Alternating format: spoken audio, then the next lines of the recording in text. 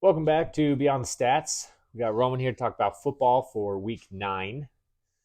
We are going to kind of consolidate a little bit, not review as many games anymore, and kind of more pinpoint Dolphins and Broncos for us, and then maybe some of the talking points that are happening throughout the weeks for you guys as well.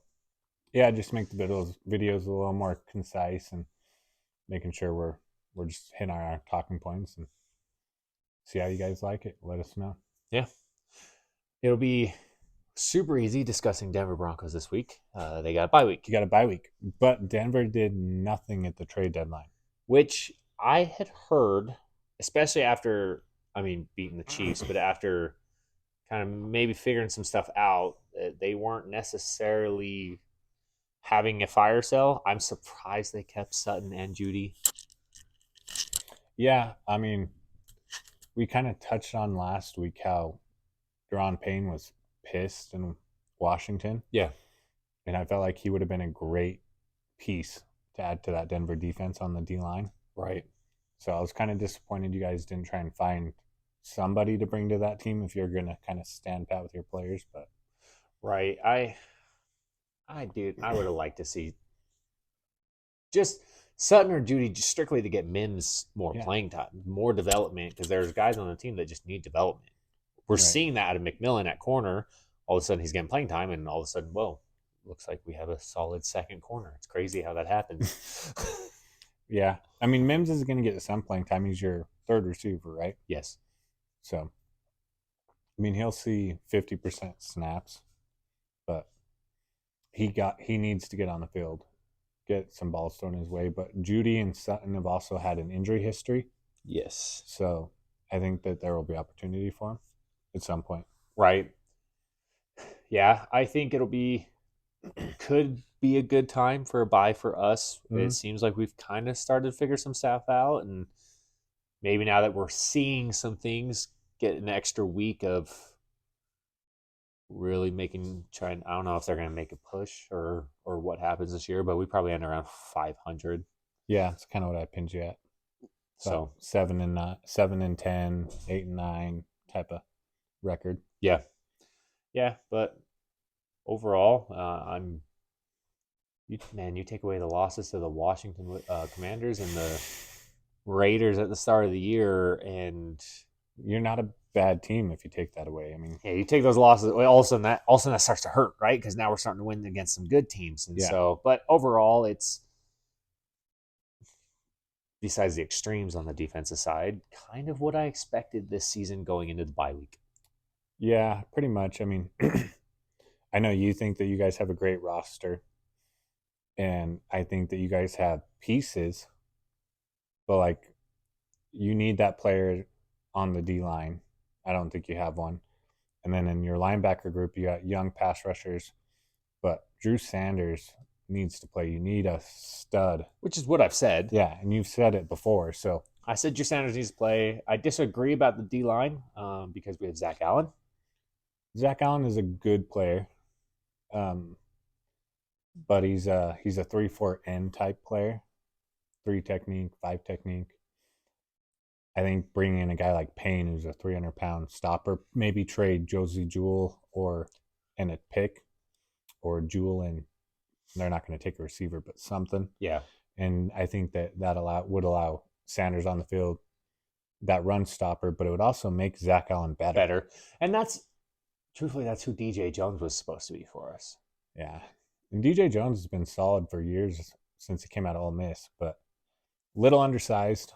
Yeah. He's 300 pounds, but he's 6'1", So I like DJ Jones a lot. He's been a good player for years, especially for the Niners. So maybe you're right. I mean, maybe he makes an impact over the rest of the year and you guys play better.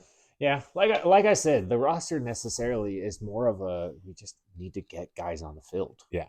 You need to develop some of these young high draft picks and get them going. Yeah. But moving on to a more exciting Team weekend. Miami versus KC in Germany. In Germany. Did you see Mike McDaniels when he walked up to talk to the reporters? Which one?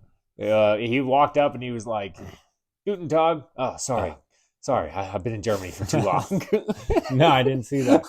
I saw somebody was talking to him, one of the reporters, and they're like, "How does it feel to know that you surpassed the St. Louis Rams for most points or yardage through so many games in the season?" He's like, "Well, that's what we planned for. Is just after 8 games to be better than the Rams, the he's greatest show on turf." he's he's a character, man. He's always got something funny to Yeah. say. Or like when he got told that people were dressing up as him for Halloween. Mm-hmm. He's like, that does not compute. Like, Yeah, why? why?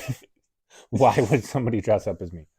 But no, he's honestly one of the coolest coaches in the NFL. I would agree. I would agree. But no, I'm excited for that game. It'll be interesting. We're trending towards our entire defense being healthy. Howard looks like he's going to play. Still got a groin injury. Holland is back from his concussion. So, maybe Howard plays, maybe he doesn't, but we should have our whole defense finally versus KC. Yeah, Good and game to have and it. and this could be a game KC comes out kind of pissed, right? They could. And the one thing that worries me is our right guard is out. He didn't travel. And last week he allowed his first sack all year. And Chris Jones on that D line, especially where our left tackle, left guard, center have been out. Yeah. I don't need the right guard to go out now, too. Like, the line is in shambles. They're all coming back within the next week or two. Yeah. But I'd really like to see a couple of those guys play Sunday. And Chris Jones and that defense are tough. Yeah. What are your kind of your expectations for this game? Do you expect to beat them? My honest expectations, Yes. I think Miami could force a turnover or two on Mahomes and make him uncomfortable. And it ends up being like a 31-21 type of game. Yeah. Like, I think that the Kansas City offense has had struggles this year. Yes. I mean, they just recently put up 9 against the Broncos, and they were Right. lucky to get 9. It was a Yeah. bad showing by their offense. And so that offense can turn it on anytime. You never know when they will. But I'm hoping, my big concern, we struggle to cover tight ends, running quarterbacks. Travis Kelce, the greatest tight end in NFL history. That scares me. Yeah. But if our entire defense is healthy, I think it'll help. And so, I mean, I'm hoping maybe it ends up being 28-21, but I think that the Dolphins pull out the win on this one. Yeah, I would expect the Dolphins to win that, but also at the same time, they've been kind of weird on when they kind of show up offensively at times. And Yeah, you never know. KC's just unpredictable, and so something I was kind of looking at before we actually got on this is, do you know that Tua is leading the league in fumbles? how many does he have? 7. Yes, I can remember them, but they're not fumbles the same way Allen and Daniel Jones, some of those guys fumble. For sure. 4 or 5 of them are fumbled snaps Right. under center. Which is what I figured with talking with you Yeah. about it, but it's something that we've talked about. It's something Yeah. that you've talked is a about problem. writing Yeah. for the Finfnag, that there, if you truly want to go win a Super Bowl this year, there are things that you guys need to clean up. That you have outscored the greatest show on turf through 8 weeks. Yeah. But there's a lot to be cleaned up. I got a lot of pushback. What was it? It was early in the season, and we won. And I gave Tua a B+. And everyone like called me out. They were pissed. And I'm like, listen, Tua fumbled 2 snaps. A third one I won't account to him. It was 2 of them were his fault. It was the week before the Broncos. Yeah, because he threw an interception, which was, he threw it up to Tyreek. That's fine. But there was 2 fumbled snaps, and they're like, well, he won the game. And I'm like, yeah, but if we want to be a Super Bowl team, Yes. little things like that matter. And when you are an elite team, when you are going for a Super Bowl, those are the things you need to start looking at. Yeah. You can't be content with, oh, we won the game. You have to look at that and say, okay, what do we need to improve on? What worked, but what didn't? What needs to get better for when teams are towards the end of the season, teams are in the playoffs, and these are the best of the best, and you can't afford to have those kind of things Yeah. happen. I think it was the Patriots game. Might have been. I know. I just remember it was a week before the Broncos because after the Broncos game, you talked about the Broncos defense or Mm-hmm. the Dolphins defense. Yeah. Yeah. So I think it was the Patriots game, and we won that game. It was closer than it should have been. Tua had the interception, but yeah, the fumbles. I mean, he's done a great job of keeping his picks down. Last week was a bad game for him. Patriots always cause issues, Which is kind of what we talked about. but I mean, the fumbles, little snap things. I mean, Connor Williams is our center. He's a top 10 center. Um, hopefully he's back this week, but he was a college left tackle at Texas, and then he was a left guard Oh, really? for the Cowboys. I did not know that. Yeah, he was a college left tackle and a very good one at Texas. Didn't allow a sack, I think, his first 2 years of college. And then moved to guard with Dallas and then to center with the Dolphins. Like, it was a question mark when the Dolphins signed him and said, we're playing you at center. Right. So, I mean, he has got versatility, but the snapping is not something he's done for years. It's a year, last year. That's it. Right. So, it's still a work in progress, but you can't have the errant snaps, the drop snaps, stuff like that. Because, for example, you're playing the Chiefs this week. Those are the kind of things the Chiefs will take advantage of. Uh huh. A Yeah. team like the Chiefs that, very, very Super Bowl tested, playoff tested kind of team, you start to give them things. You start to give them the ball, Mm-hmm. and that's when you're going to start to struggle. You can get away with that with games against, like the Broncos where you blew us out, or the Patriots that first game. You can get away with in those kind of situations and still get the win. But when you start getting against elite teams, Yeah, the games against the Chiefs, the Bills, the Eagles, the 49ers, the Niners, you can't have games like that and expect to win. So we'll see if it happens this week. I mean, also in those type of games, you have a 90-yard screen pass that goes for a touchdown. You have 3 70-yard rushing touchdowns. You can get away with those things. yeah, but you do need things to kind of bounce in your favor. And yes. That's not going to happen every time. We need a chain to come back healthy. We need our line to get healthy. And then the occasional mistake is fine. You don't have to be perfect, but Tua's got to clean up just little things. And I'm going to keep saying it until Dolphins win the Super Bowl. I love Tua. Little things you got to clean up. I want him to be the best. And Right. I want the Dolphins to be the best. So until we are consistently, that's what I'm going to harp on. Right. I mean, I harp on Patrick Mahomes for his happy feet. That's true. That's true. No, for sure. There, a couple of the other things that I'm curious to see this weekend. Curious to see who the Niners are playing. Do you know who they're playing? Because I believe they've lost now, 3 straight? Yeah, they are playing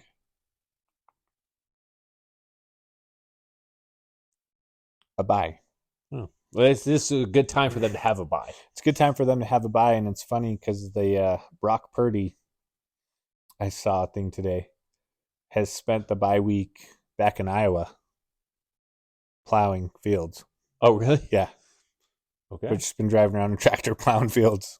You know what? And maybe he's needed to get away from football. Maybe. Right? Because that team's been struggling, and that's kind of, we're starting to get, I mean, we're 8 weeks in. We're getting halfway through the season at this point.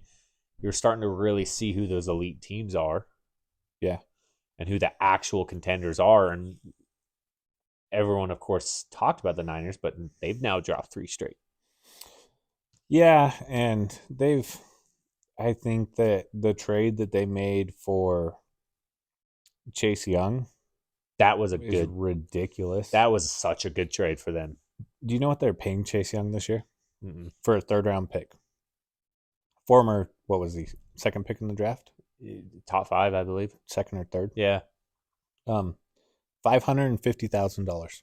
That's what his cap hit is this year for the Niners. What the The heck? Redskins are paying the rest of it because it was Commanders. guaranteed. Or the Commanders, whatever the hell they call themselves. They're going to change in a year or two. Anyway. Probably. I bet you they'll change in a year or two with the new owner. But yeah, now they got Bosa and Chase Young, and they don't pay Chase Young, so they had the cap room for it. That's another trade where I'm like, dude, it was a third round pick for Chase Young. I know he's had some injuries, but Still. you're getting Chase Young for $500,000. That's what a Super Bowl team does. Yes. And Debo's going to come back. The rest of their offense has been pretty healthy. They get their bye week at a good time. Gives them a week to get Chase Young up to speed. Debo finally gets healthy again.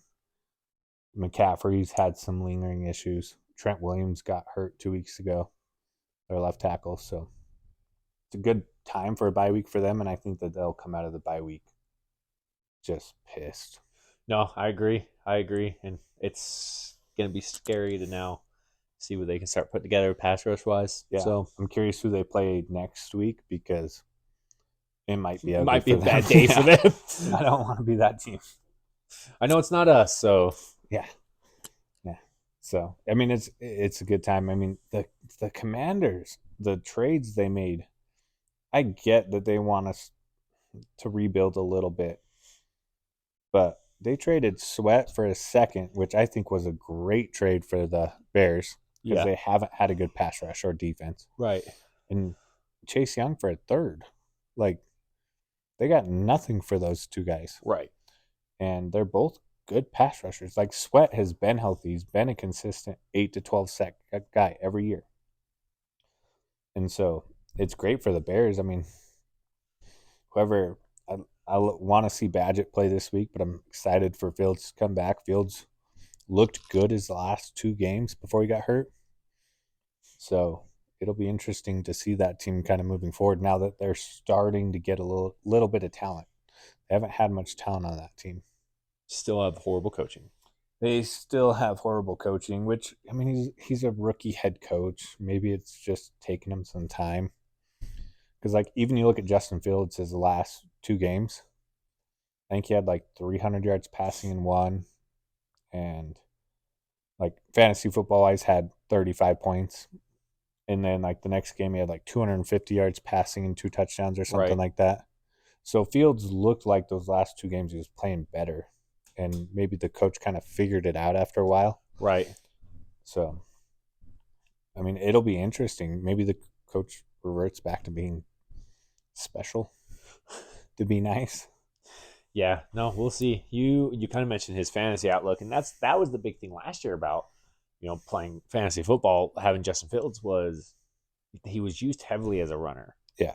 So you were getting a lot of good fantasy points out of him on both sides of the ball. And this year they really haven't let him run a whole lot, which doesn't make sense. No, they haven't, and it's frustrating. Like, I really thought he would be close to 4,000 total yards. And that's not all world. But I thought he would have 32, 33, 3,400 yards passing. Right. And, 600 to 800 yards rushing. Right. And for that team, that's good. Like, they don't have a lot of weapons. So for your quarterback to put up those numbers, like, it's a good year. It's still a rebuilding year, but it's a good year. But, man, the way he started and the way they were playing and calling plays early, like, I was like, dude, did your offensive coordinator even coach high school? Like, I felt like he was a little league coach that they were just like he was the coach's brother-in-law. Like, that's the only reason he got the job or something. Yeah, I mean, I traded him. I was so pissed. I thought about it, but I got faith in Fields, and so I kept him. But no, talking fantasy, another guy who's been kind of putting together the last few weeks, good weeks for fantasy, has been Derrick Henry. He wasn't really getting carries. He wasn't doing good. And then all of a sudden they made a decision and announced they weren't going to trade him. since that has happened, he's averaging like 20 fantasy points per game. Do you know what else happened the same time?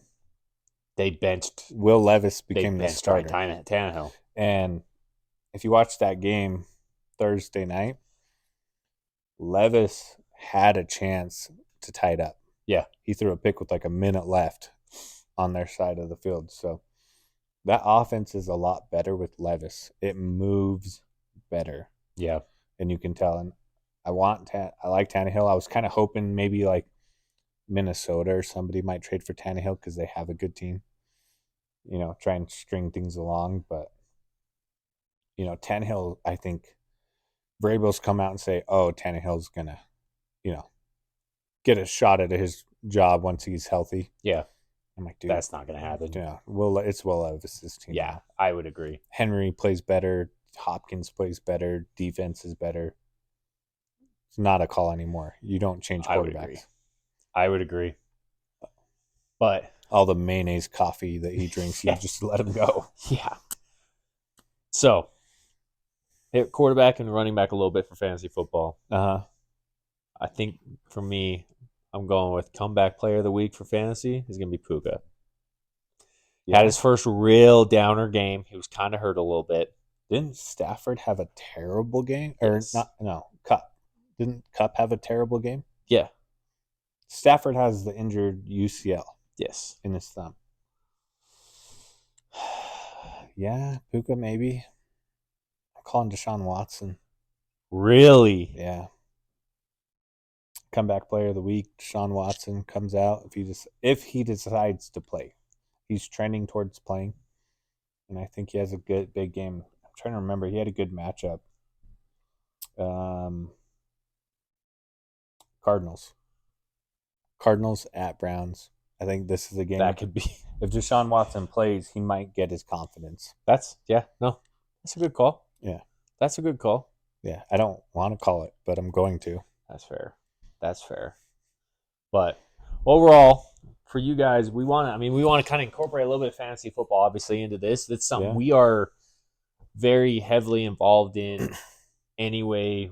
Several leagues that we run, but we also, do FanDuel quite consistently and stuff as well. Been pretty successful in fantasy football. Also, I'm more successful in FanDuel than fantasy football. Yeah, that's true. You've been pretty rough the past few years. Yeah. Fantasy football's been rough, but FanDuel's fine. I believe 3 of the last 5 years I've led our league in scoring. What's funny is last year I was 3rd in scoring, and I had the most points against me by like 300. Which is like every week for you guys. Yeah. Every year, I'm pretty sure the last like 4 years you've had the most points scored on you every single year. Terrible. It's frustrating. And like, I don't know, I always have a bad injury, like, drafting McCaffrey the year he went out, and drafting, it seems like my number 1 pick gets hurt every year. Always. But, no, that's fair. But yeah, let us know in the comments kind of what fantasy-wise you'd like to see us kind of pinpoint more. And then we're going to continually focus on the Broncos and Dolphins. Yeah, let us hear it, man. Do you guys like the Dolphins? Do you guys like the Broncos? Like, it's hard to like the Broncos. It's easier the last 2 weeks. I know you don't like the Jets. I mean, nobody likes the Jets. But let us know what you guys like to hear, and we'll talk fantasy. We'll talk recent trades. Well, trade deadline's over. Recent signings. Big news for the week. As this goes on, we're going to just slowly adjust to what is the best for our knowledge, and also the best for kind of what you guys want to hear. Yeah, let us know. We want to put out info you guys want to hear. So we're not just 2 bums on the couch talking. Sometimes. Yeah. So, but hoping the Dolphins can pull out the win in Germany. And yeah. Would you take the over/under on that game? It depends on what it is. What is it? It's higher than it probably should be. I honestly, with the way things have happened recently with the Chiefs and the Dolphins, 50. I probably would. It's close. I think that's actually a really good number. That is, because what were my two? 31-21 or 28-21. which is 52, and 28-21 is 49. So, I mean, you're right at the money But line. I would, strictly because this feels like a week that the Chiefs are going to want to come out and put out points. This feels like a week that the Dolphins are going to want to come out and put out points and kind of make a statement. So it could be more shootout. Is Tay going to show up? No. Good. She's not there. We got this. Dolphins are winning. F the Chiefs. We got this. Yes. But overall, like I said, let us know in the comments, and we will see you guys at the beginning of the week. See ya. Thanks, guys.